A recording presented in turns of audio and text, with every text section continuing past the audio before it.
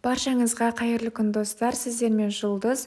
Бүгін сіздермен өте оңай әрі дәмді, тез дайындалатын салаттың түрі күріш салатын дайындайтын боламын.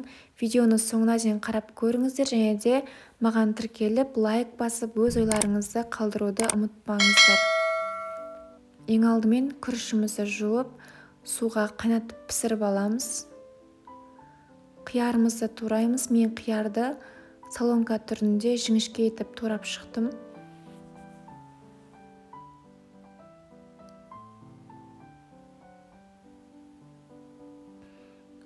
Сосын үстіне жүгері қосамыз. Бір жұмыртқа қостым. Мендегі салат шамамен 2 тарелкадай шығады. Сіздер өздеріңіздің қалауларыңыз бойынша көбейтіп жасасаңыздар болады.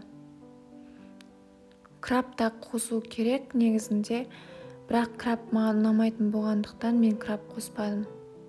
Дәміне қарай тұз саламыз және де майонезімізді құйып, жақсылап араластырамыз.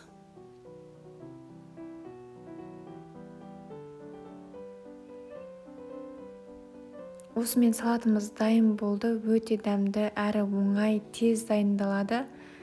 Міндетті түрде жасап көріңіздер достар. Менің каналыма тіркеліп кетіңіз, себебі менің каналымда өте оңай тағамдардың рецепттері бар және де пайдалы ақпараттармен бөлісемін. Алдағы уақытта тағы да пайдалы ақпараттар болады.